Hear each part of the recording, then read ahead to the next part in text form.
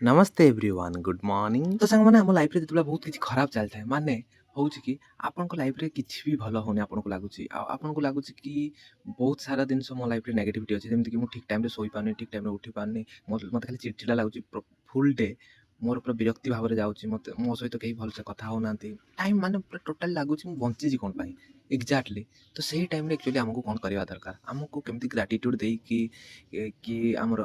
Meditation life रे रखी कि ଏବଂ ବହୁତ ସାରା ଜିନିଷ ରଖିକି ଆମେ କେମିତି ଆଗକୁ ବଢ଼ିବା ସେଇଟା ହିଁ ଆଜି ଆମେ ଡିସ୍କସ୍ କରିବା ତ ଚାଲନ୍ତୁ ବିନା ସମୟ ନଷ୍ଟ ନ କରିକି ଷ୍ଟାର୍ଟ କରିବା ଏକ୍ଜାକ୍ଟଲି ଏଇ ଜିନିଷ ମୁଁ କେମିତି ଡେସ୍କ୍ରାଇବ୍ କରିବି ଓ କ'ଣ ପାଇଁ କରିବି କାହିଁକି ମୋ କଥା ଆପଣ କାହିଁକି ଶୁଣିବେ ରାଇଟ୍ ଏଥିପାଇଁ ଶୁଣିବା ଦରକାର ଯେ କାହିଁକିନା ମୁଁ ନିଜେ ଏଇ କିଛି ମାସ ହେବ ଏଇ କିଛି 6 ମନ୍ଥ ହେବ ଟୋଟାଲି ଗୋଟେ ପିରିୟଡ଼ ମୋ ଲାଇଫ୍ରେ ମୋତେ ଲାଗୁଥିଲା କି ମୁଁ ବଞ୍ଚିଛି କ'ଣ ପାଇଁ ଏସବୁ ମୋର କ'ଣ ହେଉଛି ମୋ ସହିତ ମାନେ ଟୋଟାଲି ମାନେ ଗୋଟେ ଆଉଟ୍ ଅଫ୍ ଦୁନିଆରେ ମୁଁ ଥିଲି ସୋ ସେଇଟା କେମିତି ମୁଁ ଓଭରକମ୍ କଲି ସେଇଟା ହିଁ ଆପଣଙ୍କ ସହିତ ସେୟାର କରିବି ସୋ ଷ୍ଟେ ଟ୍ୟୁନ୍ ଆଣ୍ଡ ଶୁଣନ୍ତୁ ପ୍ରଥମେ ମେଡିଟେସନ୍ ତରଫରେ ଯିବା କାହିଁକି ଯିବା ମୁଁ କ'ଣ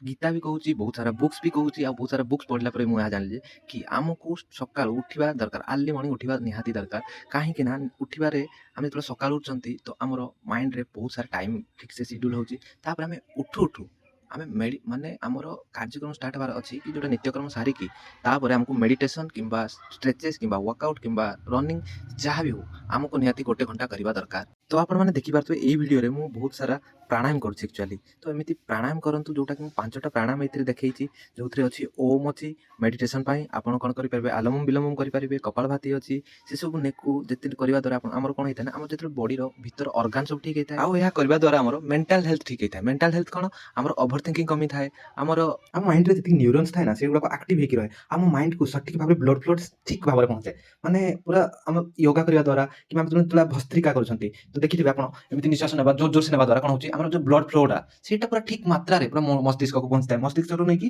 ଗୋଡ଼ ପର୍ଯ୍ୟନ୍ତ ପୁରା ଆରାମସେ ଠିକ୍ ଭାବରେ ପହଞ୍ଚିଥାଏ ତ ସେଥିପାଇଁ ଆମ ବଡ଼ି ଆକ୍ଟିଭ୍ ହୋଇଥାଏ ଆଉ ଆମର ମନରେ ସ୍ମରଣ ଶକ୍ତି ବଢ଼ିଥାଏ ତ ନିହାତି ଆମକୁ ଡେଲି ଫାଷ୍ଟ ସକାଳୁ ଉଠିଲା ମାନେ ମେଡିଟେସନ୍ କିଛି ଟାଇମ୍ କରିବା ଦରକାର ଷ୍ଟ୍ରେଚେସ୍ କିଛି ଟାଇମ୍ କରିବା ଦରକାର ଆଉ ୱାର୍କଆଉଟ୍ ଟିକେ ରନିଂ କିମ୍ବା ୱାକ୍ ନିହାତି ରହିବା ଦରକାର ମେଡିଟେସନ୍ କେମିତି କରିବେ ୟୋଗା କେମିତି କରିବେ ୱାର୍କଆଉଟ୍ କେମିତି କରିବେ ସେଇ ରିଲେଟେଡ୍ ଏଇ ଚ୍ୟାନେଲରେ ବହୁତ ସାରା ଭିଡ଼ିଓ ଆସୁଛି ତ ସେଥିପାଇଁ ଏଇ ଚ୍ୟାନେଲକୁ ସବସ୍କ୍ରାଇବ୍ କରନ୍ତୁ ଲାଇକ୍ କରନ୍ତୁ ଏଣ୍ଡ କମେଣ୍ଟ କରନ୍ତୁ ଏବଂ এই ଭିଡ଼ିଓଟି ଆପଣଙ୍କୁ ଭଲ ଲାଗିଥିଲେ ନିହାତି ଆପଣଙ୍କ ଫ୍ରେଣ୍ଡସ୍ ଫ୍ୟାମିଲି ସମସ୍ତଙ୍କ ସହିତ ସେୟାର କରନ୍ତୁ ପୁଣି ଦେଖା ହେବ ଆଗାମୀ ଏମିତି ଗୋଟେ ଭିଡ଼ିଓ ସହିତ ସେହି ପର୍ଯ୍ୟନ୍ତ ଆପଣ ହସୁଥାନ୍ତୁ ଏବଂ ଫିଟ୍ ରୁହନ୍ତୁ ଜୟ ଜଗନ୍ନାଥ।